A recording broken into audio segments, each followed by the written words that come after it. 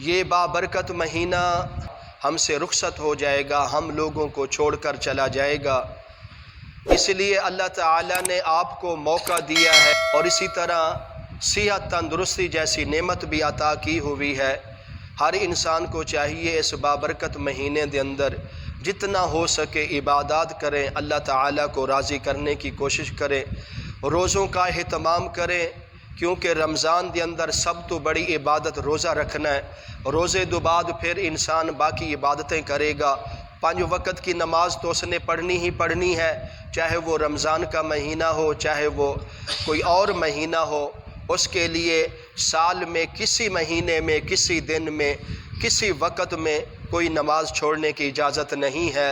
اس لیے ہر انسان کو چاہیے خوش دلی کے ساتھ 5 وقت نمازوں کا بھی اہتمام کرے، روزوں کا بھی اہتمام کرے، تراویح کی نماز کا اہتمام کرے۔ نمازی نماز کے وقت بہت سارے نظر آتے ہیں، صفوں کی تعداد زیادہ ہو جاتی ہے، لیکن جب تراویح کی نماز کا وقت آتا ہے تو ہمارے نمازی اس تراویح جیسی بابرکت نماز سے خفا ہو چکے ہیں، بے پرواہ ہو چکے ہیں۔ ان کو شاید یہ علم نہیں کہ اللہ تبارک و تعالیٰ نے ایک سجدوں کا ثواب جو فرمایا ہے 70 فرضوں کا دیا جائے گا، اور اس بابرکت مہینے میں اگر آپ نے ایک سجدہ نفلی ادا کر لیا، باقی مہینوں میں جو فرض نماز کا ثواب ملتا ہے، فرض سجدے کا ثواب ملتا ہے، آپ کو اس ماہ مبارک میں وہ ثواب، اجر و ثواب دیا جائے گا۔ تو اس لیے ہر انسان کو چاہیے کہ ان تمام عبادات کا خیال کریں اور اللہ کی رضا سمجھ کر آپ صلی اللہ علیہ وسلم کی خوشنودی کو دیکھ کر عبادت کرنی چاہیے۔ اللہ تعالیٰ کے حکم کے مطابق رمضان کو گزارنا چاہیے۔ اس ماہ مبارک میں جتنا ہو سکے عبادت کریں۔ نبی کریم صلی اللہ علیہ وسلم کا فرمان عالی شان ہے، آپ صلی اللہ علیہ وسلم نے فرمایا وہ بندہ بڑا خوش نصیب ہے، خوش بخت ہے جس کی زندگی میں رمضان کا مہینہ آیا اور اس بندے نے رمضان کے روزے رکھ کے، رمضان کے اندر عبادات کر کے، ذکر اذکار کر کے اس بندے نے اپنے رب کو راضی کر لیا، تو اس شخص کے لیے جنت واجب ہو جائے گی، وہ سیدھا جنت میں جائے گا۔ اور اسی طرح آپ صلی اللہ علیہ وسلم نے اس جملے کے بعد پھر ارشاد فرمایا کہ وہ شخص بڑا بد نصیب ہے، بے نصیبے والا شخص ہے جس کی زندگی میں رمضان کا مہینہ آئے اور پھر وہ روزے رکھ کے اللہ تعالیٰ کی عبادات کر کے جنت کو حاصل نہ کرنے والا ہو، وہ بھی بڑا بد نصیب بندہ ہے۔ اس لیے ہر انسان کو چاہیے رمضان کے مہینے دے اندر، چاہے باقی مہینے ہوں، ان مہینوں میں اللہ تعالیٰ کی عبادات کا بھی ہم نے خیال کرنا ہے۔ اس طرح سمجھ لیں ہم نے ساری زندگی حقوق اللہ بھی ادا کرنے ہیں اور حقوق العباد بھی ادا کرنے ہیں۔ جو بندے اس انداز سے زندگی گزاریں گے تو انشاءاللہ اللہ تبارک و تعالی رمضان دی برکت نال، روزوں کی برکت نال، آپ صلی اللہ علیہ وسلم دے وسیلے دے نال اللہ تعالیٰ ان بندوں کو دنیا اور آخرت کے اندر ضرور کامیابی عطا فرمائیں گے۔ اس کے بعد گزشتہ جمعۃ المبارک دے اندر آپ نے غزوہ بدر دے متعلق چند چیزیں ابتدائی آپ نے سماعت فرمائی ہیں، اور آج کے اس خطبے میں حضرت علی مرتضیٰ شیر خدا مولا علی رضی اللہ تعالی عنہ دی بارگاہ دے اندر عقیدتاً نذرانتاً ہے، اس لیے کیونکہ حضرت علی مرتضیٰ رضی اللہ تعالی عنہ کی شہادت بھی رمضان المبارک کی 21 تاریخ کو پیش آئی ہے۔ حضرت علی مرتضیٰ رضی اللہ تعالی عنہ کے کچھ شان اور کچھ فضائل اور ابتدائی چیزیں ان کے متعلق، ان کی شان پر گفتگو ہوں گی۔ انشاءاللہ جو موضوع بچ جائے گا، اس موضوع پر جو واقعات بچ جائیں گے، بشرط زندگی پھر کسی اور موقع پر آپ کے سامنے گفتگو کیے جائیں گے۔ حضرت علی مرتضیٰ شیر خدا رضی اللہ تعالی عنہ خلیفہ سوم ہے گے۔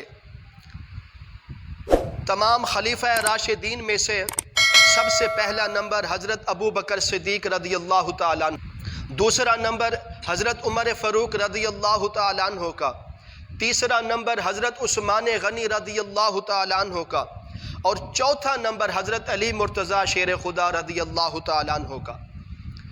یہ آپ نے مرتبے دیکھے ہیں۔ اللہ تعالیٰ جس کو جس انداز سے مرتبہ دیتا ہے، یہ اللہ تعالیٰ کی اپنی قدرت کاملہ ہے۔ اگر حقیقت کو دیکھیں، اگر حقیقت میں گوتے لگائیں تو جتنا صحبت حضرت علی مرتضیٰ شیر خدا رضی اللہ تعالی عنہ نے آپ صلی اللہ علیہ وسلم کے ساتھ اختیار کی ہے، جتنی نسبت، جتنا قرب داری حضرت علی رضی اللہ تعالیٰ عنہ کو آپ صلی اللہ علیہ وسلم کے ساتھ ہے، اتنا باقی صحابہ کو نہیں ہے۔ لیکن یہ اللہ تعالیٰ کی عطا ہے، اللہ تعالیٰ نے جس کو جس مرتبے پر بٹھا دیا وہ مرتبے پر اعلیٰ ہے، یہ اللہ تعالیٰ نے تقسیم قائم کر دی ہے۔ اب مسلمان کا یہ حق نہیں بنتا کہ حضرت ابو بکر کی جگہ پر حضرت عمر کو بٹھایا جائے، حضرت عمر کی جگہ پر حضرت عثمان کو بٹھایا جائے، حضرت عثمان کے مرتبے پر حضرت علی کو بٹھایا جائے، یہ نہیں۔ جو مرتبے، جو عہدے اللہ نے اور اللہ کے محبوب نے طے کر دیے ہیں تمام مسلمانوں کے لیے، وہ سب عہدے، سب صحابہ کرام، تمام خلفائے راشدین ہمارے لیے قابل احترام ہیں۔ حضرت ابو بکر ہوں وہ بھی اپنے مرتبے پر بلند ہیں، حضرت عمر فاروق ہوں وہ بھی اپنے مرتبے پر بلند ہیں، حضرت عثمان غنی ہوں وہ بھی اپنے مرتبے پر بلند ہیں، اور حضرت علی مولا وہ بھی اپنے مرتبے پر بلند ہیں۔ اس لیے حضرت علی مرتضیٰ شیر خدا رضی اللہ تعالی عنہ کو جو شان، جو مرتبہ اللہ تعالیٰ نے عطا فرمایا ہے، ایسی شان، ایسا مرتبہ کسی اور صحابہ میں نظر نہیں آیا۔ اللہ نے بہت بڑے رتبے دیے ہیں، لیکن جو انداز حضرت علی مرتضیٰ شیر خدا رضی اللہ تعالی عنہ کا آپ صلی اللہ علیہ وسلم کے ساتھ جڑا ہوا قریبی رشتہ ہے، ایسا رشتہ کسی اور صحابی کا آپ صلی اللہ علیہ وسلم کے ساتھ نہیں تھا۔ سب سے پہلے مولا علی، حضرت علی مرتضیٰ شیر خدا رضی اللہ تعالی عنہ کی ولادت کے متعلق کچھ گفتگو کرتے ہیں۔ اس پہ بہت ساری روایتیں ملتی ہیں، کتابوں میں لکھا ہے جس وقت حضرت علی رضی اللہ تعالی عنہ کی والدہ ماجدہ، اللہ کی قدرت دیکھ لیجئے، اللہ کی شان دیکھیے کہ حضرت علی رضی اللہ تعالی عنہ کی والدہ کا نام بھی فاطمہ تھا، اور اسی طرح حضرت عمر فاروق کی ہمشیرہ کا نام بھی فاطمہ تھا، اور پھر اسی طرح آپ صلی اللہ علیہ وسلم کی چوتھی بیٹی کا نام، پیاری بیٹی کا نام، خاتون جنت کا نام بھی سیدہ فاطمہ الزہرا رضی اللہ تعالی عنہ تھا۔ یہ اللہ تعالیٰ کی عطا ہے، یہ اتنا خوبصورت نام ہے، یہ پاک لوگوں میں چلتا آیا ہے۔ تو اللہ تعالیٰ کی قدرت دیکھیے کہ فاطمہ حضرت علی رضی اللہ والدہ ماجدہ فرماتی ہیں، میرے شکم مبارک دے اندر یہ حضرت علی رضی اللہ تعالی عنہ تھے، تو میں ایک دن ارادہ کر کے گئی کہ میں جا کر بیت اللہ شریف دے اندر عبادت کر کے آؤں اور بتوں کی پوجا کر کے آؤں۔ اللہ کی قدرت یہ ہوئی کہ حضرت علی رضی اللہ تعالی عنہ کی والدہ فرماتی ہیں جس وقت میں بتوں کے آگے جھکنے لگی تو مجھے میرے پیٹ میں تکلیف ہو گئی، تو اتنی تکلیف ہوئی کہ مجھے اس طرح یعنی کہ محسوس ہونے لگا کہ میرے بچے کی ولادت کا وقت قریب آ چکا ہے، اور اتنی تکلیف ہوئی آتی ہے کہ اب میں دیکھنے لگی حرم شریف میں لوگوں کی تعداد زیادہ تھی، لوگ عبادات زیادہ کر رہے تھے، تو اب میں نے سوچا اگر میں باہر جاتی ہوں تو مجھے اتنی تکلیف ہے تو میں اس تکلیف کی وجہ سے باہر حرم سے باہر نہیں جا سکوں گی۔ تو میں نے دیکھا کہ بیت اللہ شریف کا دروازہ یکدم اچانک کھل جاتا ہے، پہلے دروازہ بند تھا بیت اللہ شریف کا، جب دیکھا دروازہ کھل گیا۔ فرماتی ہیں کہ میں جلدی کے ساتھ بیت اللہ شریف کے اندر داخل ہو گئی، جیسا داخل ہوئی تو اچانک اللہ کی طرف سے وہ بیت اللہ شریف کا دروازہ خود بخود بند ہو گیا۔ جب دروازہ بند ہوا تو میرے بچے حضرت علی رضی اللہ تعالی عنہ کی ولادت اللہ کے گھر بیت اللہ شریف کے اندر ہوئی ہے۔ شریعت کا حکم ہے جو عورت ایام خاص میں ہو اس کو طواف کرنے کی اجازت نہیں ہے، اس کو بیت اللہ شریف میں طواف کرنے کی اجازت نہیں ہے، وہ ان دنوں میں آرام کر لے، اس کو بیت اللہ شریف کے طواف کرنے کا ثواب اس کے گھر میں بیٹھے مل جائے گا۔ لیکن اللہ تعالیٰ کی قدرت دیکھ لیں، خود اندازہ لگائیں، وہ پاک ہستی دنیا میں قدم رکھ رہی ہے، وہ مقدس ہستی دنیا میں قدم رکھ رہی ہے، وہ لاڈلا، وہ پیارا جو اللہ کو بھی پسند ہو، آپ صلی اللہ علیہ وسلم کو پسند ہو، جو حضرت ابو बकर को भी पसंद हो, हजरत उमर फारूक को भी पसंद हो, हजरत उस्मान को भी पसंद हो, तमाम सहाबा का आंखों का तारा हो, पूरी मुसलमानों के सुन्नियों का दिल जान से प्यारा जिसका नाम हजरत अली मुर्तजा हो, जब वो दुनिया में कदम रख रहे हैं तो अल्लाह ताला ने उनकी विलादत की जगह किसी और जगह को मुंतखब नहीं फरमाया, बल्कि अल्लाह ने अपने घर मुकद्दस बैतुल्लाह शरीफ को मुंतखब फरमाया। इस चीज से आप खुद अंदाजा लगाएं कि हजरत अली मौला पाक कितने यानी कि मुकद्दस हस्ती के मालिक है, जिनकी विलादत बासआदत अल्लाह के घर बैतुल्लाह शरीफ में हुई है। अल्लाहु अकबर, विलादत बासआदत हो गई। हजरत अली रजी अल्लाह ताला अन्हो की वालदा फरमाती हैं, मैं अपने बेटे को अपने सीने पे ना लगाकर हरम यानी कि बैतुल्लाह शरीफ से बाहर आई, हरम से बाहर आकर मैं जिस वक़्त घर आई तो मेरे खामन ने देखा कि ये बेटा हो गया, इतना खूबसूरत बेटा, इतना प्यारा बेटा, इतना हसीन बेटा, अल्लाहु अकबर, कि जिसके हुस्न की किरणें उभर रही थी, जिसके हुस्न का कमाल, अल्लाहु अकबर। बच्चे दुनिया में बड़े पैदा हुए हैं, दुनिया वालों ने बड़े बड़े बच्चों को देखा है, लेकिन रब्बे काबा की कसम मैं तुम्हें बताऊं, जब ये बच्चा दुनिया में पैदा हुआ, हजरत अली मुर्तजा शेर खुदा रज़ी अल्लाह ताला अन्हो दुनिया में कदम रखा, अभी अपनी मां की गोद में है, आंखें बंद हैं। उस वक्त आप सल्लल्लाहु अलैहि वसल्लम की उम्र मुबारका 30 साल सी, 30 साल आप सल्लल्लाहु अलैहि वसल्लम की उम्र थी। अभी हजरत अली रज़ी अल्लाह ताला अन्हो ने अपनी आंखों को बंद किया हुआ था। हजरत अली को उठाकर आप सल्लल्लाहु अलैहि वसल्लम की गोद में जाके लिटा देती हैं, अर्ज करती हैं कि या रसूल अल्लाह, ए मोहम्मद सल्लल्लाहु अलैहि वसल्लम, आप जैसा आला इस मक्के में कोई नहीं है, आप जैसा मुकद्दस, आप जैसा बाकरदार इस मक्के में कोई नहीं है, आप जैसा अमीन इस मक्के में कोई नहीं है, आप जैसा मुकद्दस खूबसूरत चेहरे वाला, वदुहाद चेहरे वाला, वल्लैल दे जुल्फे वाला इस कायनात के अंदर मुझे और कोई नजर नहीं आया। ऐ मोहम्मद सल्लल्लाहु अलैहि वसल्लम, मेरी दिल की ख्वाहिश है, मेरी हसरत है, ये मेरा बच्चा है, इसको मैं चाहती हूं इसकी पहली सबसे गुड़ती आपके हाथों में हो। अल्लाहु अकबर। फिर देख लीजिए, दुनिया में बच्चे पैदा होते हैं तो लोग उनको उनका दादा गुड़ती देता है, दादी गुड़ती देती है, नाना गुड़ती देता है, नानी गुड़ती देती है, या किसी नेक बंदे से गुड़ती दिवाई जाती है। ऐ अली, मैं तेरे मकाम पर कुर्बान जाऊं, तेरी शान पर कुर्बान जाऊं, तेरे मर्तबे पर कुर्बान जाऊं, मैं तुम्हें सलाम करता हूं, पूरी उम्मत सुन्नी सब सलाम करते हैं, तेरी शान का कोई मुकाबला नहीं कर सकता। जब तू दुनिया में आया तो सबसे पहला कदम अल्लाह के घर बैतुल्लाह शरीफ में रखा, और जब तूने आंखें खोलने का वक्त आया तो उस वक्त तू हुजूर की गोद में लेटा हुआ था। आप सल्लल्लाहु अलैहि वसल्लम की गोद में है।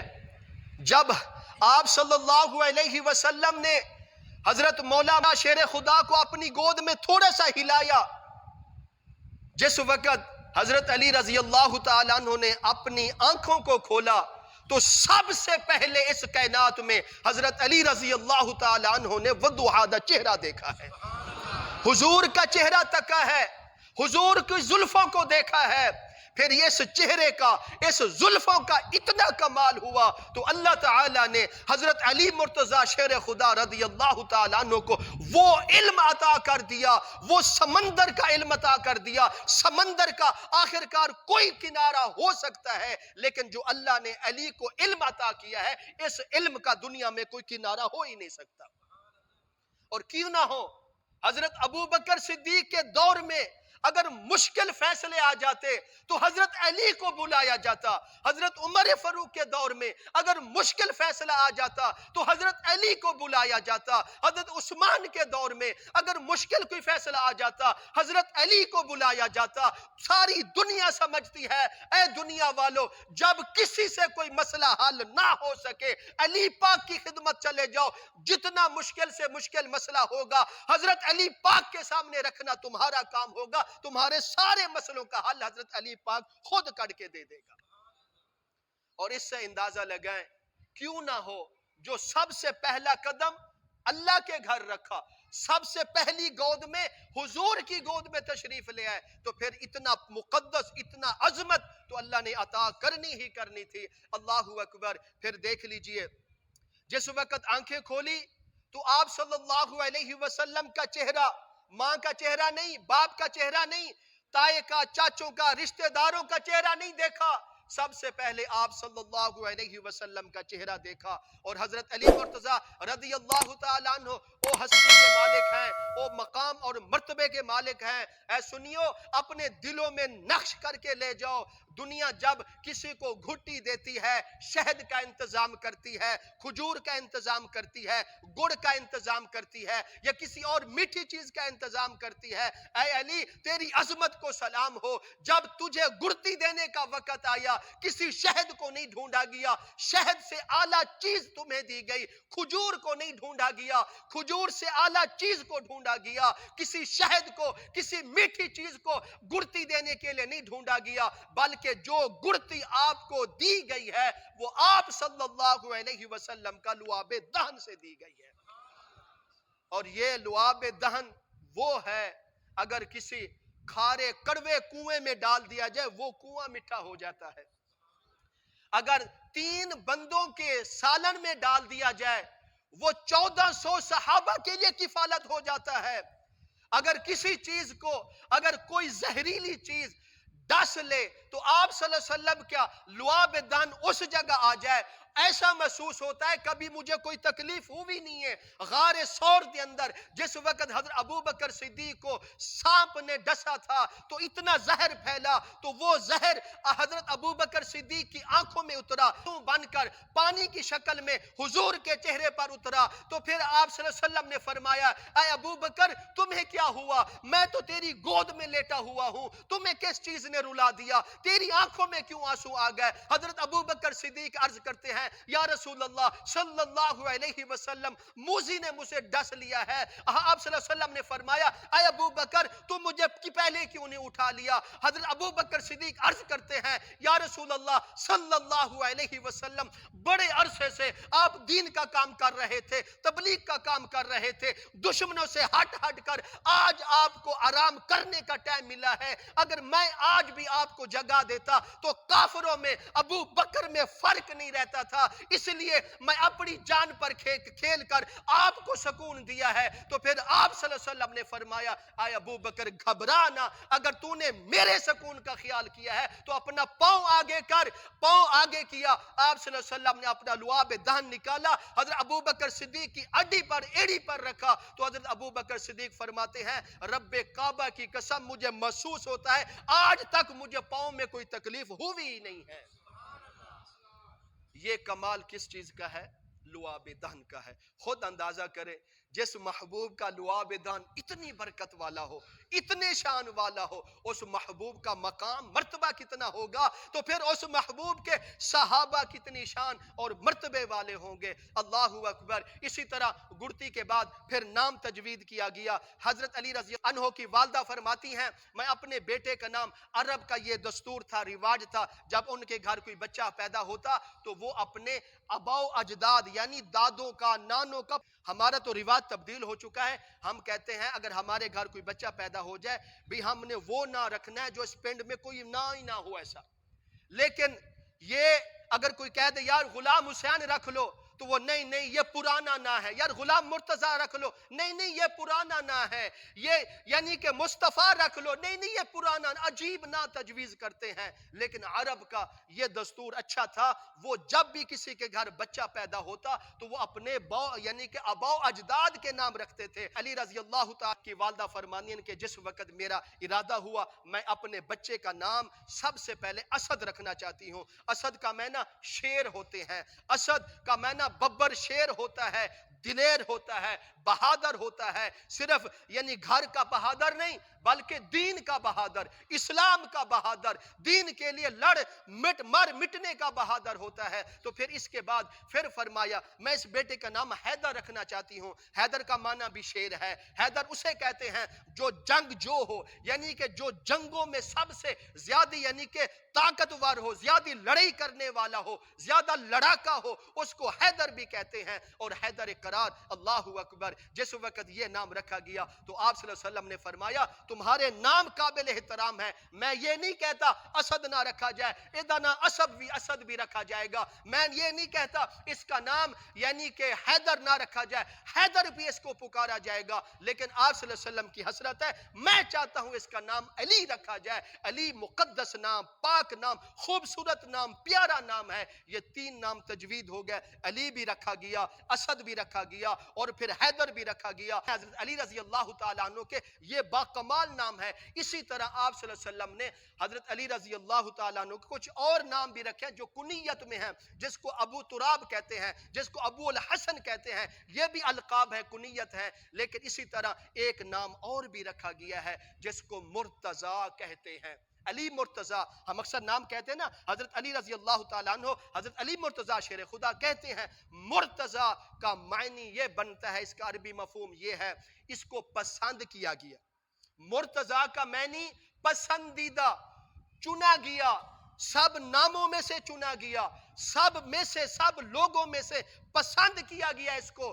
مرتضی پسندیدہ، چنا گیا۔ کس لیے چنا گیا؟ اللہ کے گھر قدم رکھنے کے لیے چنا گیا۔ کس لیے چنا گیا؟ جب اس کی آنکھیں کھلیں گی سب سے پہلے حضور کا چہرہ دیکھے گا۔ کس لیے چنا گیا؟ یہ اپنا بچپن حضور کی خدمت میں گزارے گا، اس لیے چنا گیا۔ اور سب سے پہلے آپ صلی اللہ علیہ وسلم کا ساتھ دینے والا یہ بچہ علی ہوگا، اس لیے چنا گیا ہے۔ دین کے لیے قربانیاں پیش کرنے والا بچپن سے یہ اس کو چنا گیا ہے، اس لیے چنا گیا۔ دین کی ضرورت ہو، مال کی ضرورت ہو، جان کی ضرورت ہو، قربانی پیش کرنے کی ضرورت ہو، سب سے پہلے پسندیدہ چنا گیا کس کو؟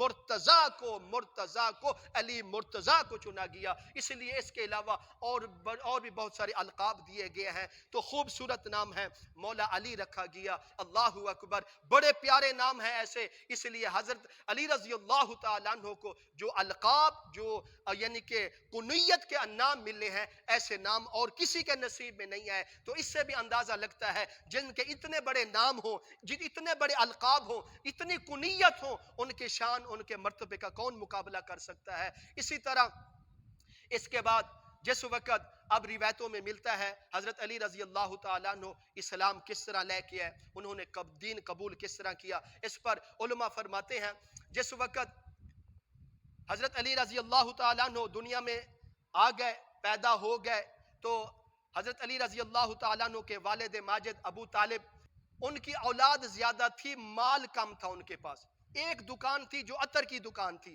اس سے ان کا گزارا ہوتا تھا، اولاد زیادہ تھی، مکے کے بھی سردار تھے، لیکن ان کے گھر کے حالات کو دیکھ کر آپ صلی اللہ علیہ وسلم نے فرمایا اے میرے چاچا علی مجھے دے دو، اس کی کفالت میں کروں گا، اس کی تربیت میں کروں گا۔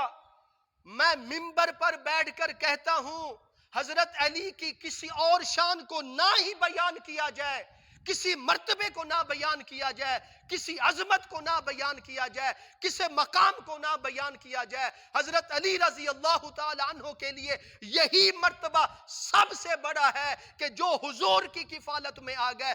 کوئی بچہ استاد کی تربیت میں رہے، لوگ اسے سلام کرتے ہیں، یہ نصیبے والا ہے، اس کی تربیت کسی استاد نے کی ہے۔ اگر کسی بچے کی تربیت اس کے پیر و مرشد کر دے، اس کو لوگ سلام کرتے ہیں، اس کی تربیت پیر و مرشد نے کی ہے۔ اے دنیا والو، اے سنیو، جاگو، اپنے دلوں کے دروازے کھولو، علی وہ ہستی کے مالک ہیں جس کی تربیت آپ صلی اللہ علیہ وسلم نے خود کی ہے۔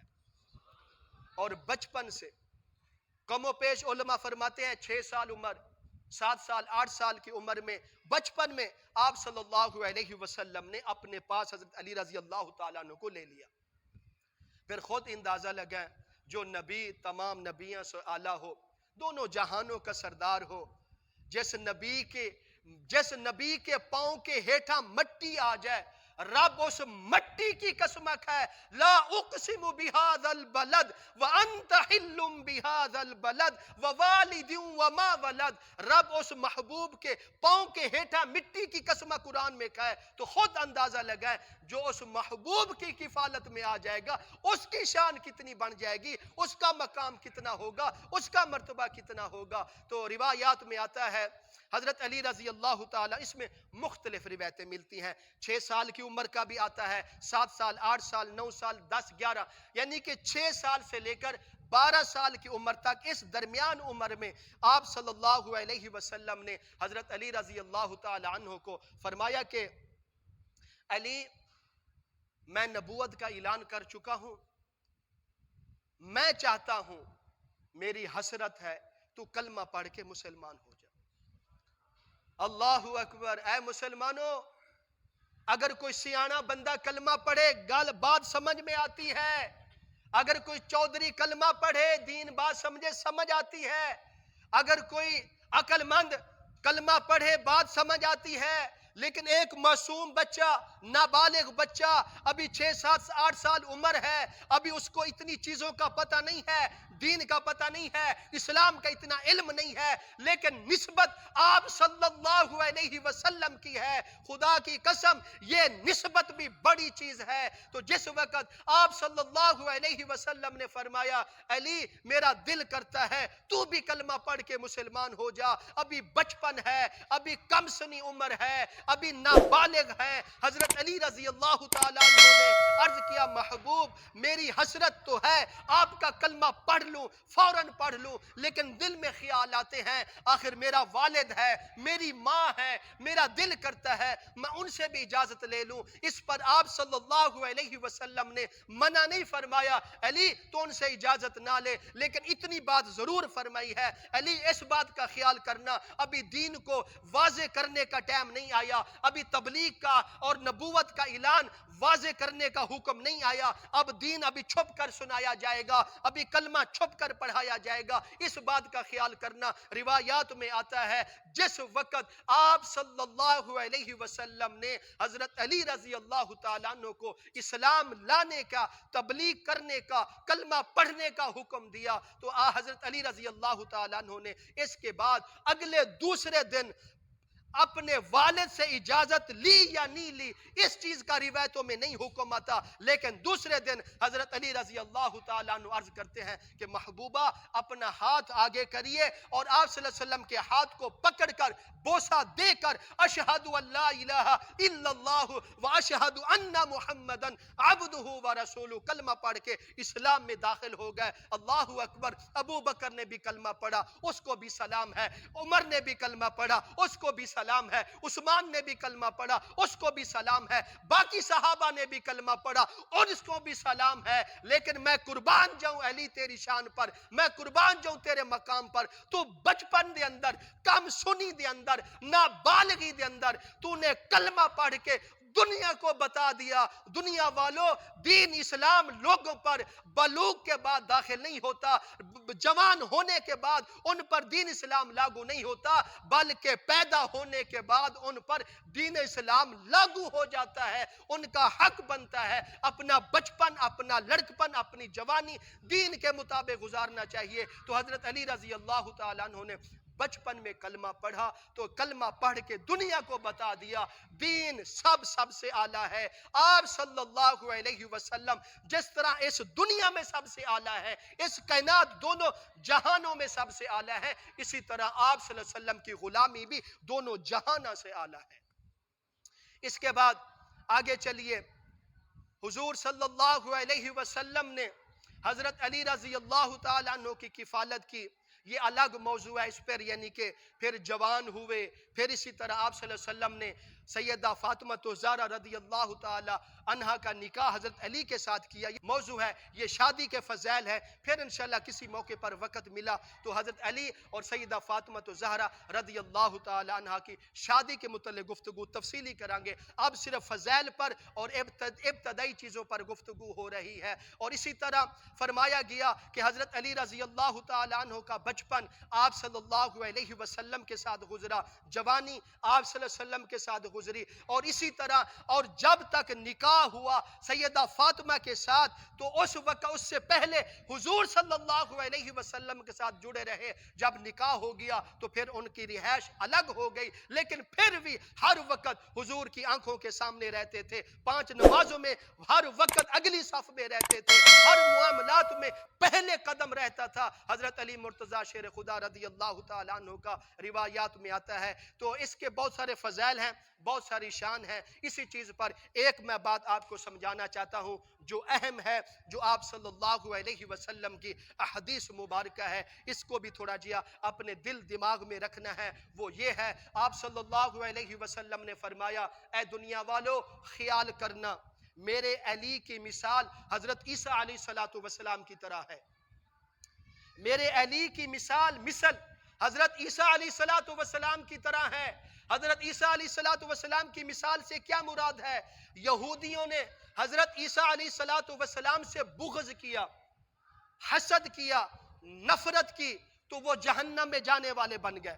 اور پھر عیسائیوں نے، پادریوں نے حضرت عیسیٰ علیہ السلام کو منن والے لوگوں نے حضرت عیسیٰ علیہ السلام سے اتنی محبت کی حضرت عیسیٰ علیہ السلام کو اللہ کا بیٹا کہہ دیا. تو فرمایا یہ لوگ بھی جہنم میں گئے. اے دنیا والو آپ صلی اللہ علیہ وسلم نے فرمایا میرے علی کی مثال عیسیٰ علیہ السلام کی طرح ہے. اس کی اس طرح اس انداز سے پوجا نہیں کرنی، اس انداز سے اس کی اتباع نہیں کرنی کہ اگر بغض میں آؤ گے تو جہنم میں جانے والے بن جاؤ گے. دین اسلام سے بڑھ کر اس کو زیادہ مرتبہ دیو گے تب بھی جہنم میں جانے والے بن جاؤ گے. اللہ اکبر. اس لیے فرمایا گیا جو رافضی تھے، رافضی حضرت علی رضی اللہ تعالی عنہ سے بے حد محبت کرنے والے تھے، اور اتنا محبت کی کہ حضرت علی کا مقام حضور سے بھی بڑھا دیا، حضرت علی کا مقام اللہ سے بھی بلند کر دیا. تو ایسے لوگ بھی جہنم میں جانے والے ہوں گے. تو پھر دوسرا خارجیوں کا ٹولہ ہے جو علی سے بغض رکھنے والا ہے، جو علی سے نفرت کرنے والا ہے. تو فرمایا ایسے لوگ بھی جہنم میں جانے والے ہوں گے. ہم نے علی سے محبت اس انداز سے کرنی ہے جو طریقہ اللہ نے ہمیں سکھایا ہے. ہمیں حضرت علی سے اس انداز سے محبت کرنی ہے جس طرح ہمیں آپ صلی اللہ علیہ وسلم نے طریقہ سکھایا ہے. ہم نے حضرت علی سے اس انداز سے محبت کرنی ہے جس طرح ابو بکر نے محبت کی ہے، جس طرح حضرت عمر نے محبت کی ہے، جس طرح عثمان نے محبت کی ہے، جس طرح تمام صحابہ نے محبت کی ہے. اگر ہم اس طرح محبت کریں گے، دین اسلام کے مطابق کریں گے، تو پھر ہم بھی علی کے محب بن جائیں گے، علی سے محبت کرنے والے بن جائیں گے. جو علی سے محبت کرے گا وہ دنیا میں بھی کامیاب، آخرت میں بھی کامیاب ہو جائے گا. تو اس لیے حضرت علی رضی اللہ تعالیٰ عنہ کے جو زندگی کے پہلو ہیں ان چیزوں میں ہم نے خاص خیال کرنا ہے. جو دین شریعت ہمیں ان کو القاب، ان کو مقام، ان کی شان، ان کے مرتبہ ادا کرنے کا حکم دیتا ہے، ہم نے اس انداز سے کرنا ہے. اللہ اکبر. واقع بہت ہیں. آخری چیز حضرت علی رضی اللہ تعالیٰ عنہ کے فضائل پر مختصر لفظوں میں عرض کر کے موضوع کو ختم کرتے ہیں. پھر انشاءاللہ کسی اور موقع پر انہی چیزوں سے آگے اس واقعے کو شروع کریں گے. آخری چیز حضرت علی رضی اللہ تعالیٰ عنہ بیت اللہ شریف میں عبادت کر رہے تھے. فاقہ تھا، غربت تھی، کوئی دنوں سے کھانا نہیں کھایا. تو ایک سائل آیا بیت اللہ شریف کے باہر، چند کافر کھڑے تھے اور انہوں نے اس کافروں کے آگے سائل نے سوال کیا، فقیر نے، سائل نے سوال کیا کہ مجھے کچھ دے دیجیے، عطا کر دیجیے. ان کافروں نے پہلے تو مذاق کیا، اس سائل کا مذاق کرنے کے بعد طنز کیا، حضرت علی رضی اللہ تعالیٰ عنہ پر طنز کیا. اس کو سیل کو کہا جا اندر ایک بیٹھا ہے جو اپنے آپ کو علی کہتا ہے، جو اپنے آپ کو مولا علی کہتا ہے، جا تم اس کے پاس جاؤ، اس سے مانگ کے آؤ، ہم بھی دیکھیں وہ تمہیں کس طرح عطا کرنے والا ہے. روایات میں آتا ہے وہ تو سیل تھا، فقیر تھا، ان کی کافروں کی بات سن کر چلا گیا. اندر جاتا ہے، حضرت علی رضی اللہ تعالیٰ عنہ عبادت میں مشغول تھے. عبادت مکمل ہوئی، حضرت علی رضی اللہ تعالیٰ عنہ نے دیکھا ایک سیل کھڑا ہے. سیل عرض کرتا ہے علی پاک مجھے کچھ عطا کر دیجئے، میں کافی دنوں سے بھوکا ہوں، ضرورت مند ہوں، میرے پاس کچھ نہیں ہے. حضرت علی رضی اللہ تعالیٰ عنہ کو پتہ لگ گیا ان کافروں نے مذاق کیا ہے، طنز کے طور پر میرے پاس بھیجا ہے۔ حضرت علی نے فرمایا کہ میرے پاس تو کچھ نہیں ہے لیکن ایک طاقت میرے پاس ہے، آ میرے قریب آ جا، اپنا ہاتھ آگے کر، اپنا ہاتھ پھیلا۔ جس وقت اس سیل نے اپنا ہاتھ حضرت علی کے سامنے پھیلایا، حضرت علی رضی اللہ تعالیٰ عنہ نے 10 مرتبہ آپ صلی اللہ علیہ وسلم پر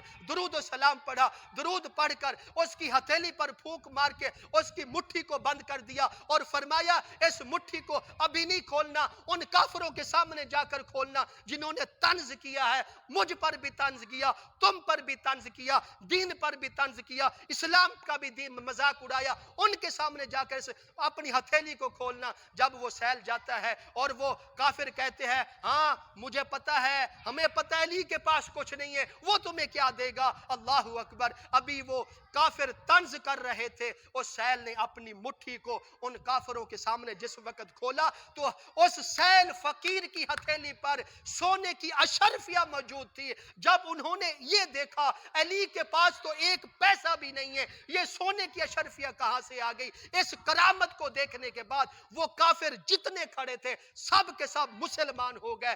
یہ کرامت حضرت علی مرتضیٰ شیر خدا کی ہے، یہ مقام ان کا ہے، یہ مرتبہ ان کا ہے۔ اس لیے مسلمانوں ان کے فضائل بہت سارے ہیں، ان کی عظمت کس کس چیز کو بیان کیا جائے، کس کس واقعے کو آپ کے سامنے سنایا جائے۔ یہ وہ گھرانہ ہے جس گھرانے کی شان کی قسم اللہ تعالیٰ خود کہتا ہے وَيُطْعِمُونَ الطَّعَامَ عَلَى حُبِّهِ مِسْكِينًا وَيَتِيمًا وَأَسِيرًا۔ یہ تو وہ مقدس گھرانہ ہے، خود فاقہ برداشت کر سکتے ہیں لیکن کسی سیل کو خالی نہیں موڑ سکتے۔ یہ وہ گھرانہ ہے خود تو فاقے بھوک برداشت کر سکتے ہیں لیکن کسی غریب کی بھوک کو نہیں برداشت کر سکتے۔ اس لیے ان کے شان، ان کے مقام کے بہت سارے فضائل ہیں۔ ہر مسلمان کو چاہیے اگر ہم چاہتے ہیں ہم دین کے ساتھ جڑے رہیں، ہم صحابہ کے ساتھ جڑے رہیں، ہم اہل بیت کے ساتھ جڑے رہیں، تو پھر اس اہل بیت گھرانے کے ساتھ دل جان سے بھی محبت کرنی ہوگی، اپنے جسم سے زیادہ محبت، اپنے مال سے زیادہ محبت، اپنی اولاد سے زیادہ محبت اہل بیت سے، صحابہ کرام سے کرو۔ انشاءاللہ اس کی محبت سے آپ دنیا میں بھی کامیاب ہو جاؤ گے، آخرت میں بھی کامیاب ہو جاؤ گے۔ اسی طرح موضوع ختم کرتے ہیں اور آخری عشرہ شروع ہونے والا ہے۔ اعتکاف والے حضرات جو بیٹھنا چاہیں، جو دوست احباب اعتکاف میں بیٹھنا چاہیں، سنت اعتکاف بیٹھیں، انشاءاللہ بہت سارا اجر ہے۔ حدیث میں آتا ہے جو اعتکاف میں بیٹھتا ہے اللہ تعالیٰ اس کو جہنم سے ہمیشہ ہمیشہ سے دور کر دیتے ہیں۔ جو اعتکاف میں بیٹھتا ہے اس کو حج عمرے کا ثواب دیا جاتا ہے۔ جو اعتکاف میں بیٹھتا ہے اللہ تعالیٰ ایسے شخص کو جنت کا سرٹیفکیٹ عطا فرما دیتے ہیں۔ اس کے علاوہ بہت سارے فضائل ہیں۔ اگر آپ کوئی دوست احباب شوق رکھتا ہو اعتکاف میں بیٹھنے سے، 20ویں روزے کی شام مغرب سے پہلے آپ نے اعتکاف بیٹھنا ہے، وہ اعتکاف آپ کا سنت ہوگا۔ اگر ہم اعتکاف میں بیٹھیں گے تو انشاءاللہ اس کا اللہ تعالیٰ ہمیں بہت سارا اجر عطا فرمائے گا۔ اس کے ساتھ ساتھ یہ رمضان کے آخری دن چل رہے ہیں اور اللہ کو منا لو، صلح کر لو، روزے رکھو، عبادت کرو، تراویح کی نماز پابندی کے ساتھ پڑھو۔ اگر ہم رمضان کو عبادت میں گزار دیں گے انشاءاللہ رمضان کی برکت سے اللہ تعالیٰ ہمیں دنیا میں بھی کامیابی عطا فرمائے گا، آخرت میں بھی۔ دعا کرو اللہ تعالیٰ ہم سب کو اس پر عمل کرنے توفیق عطا فرمائے۔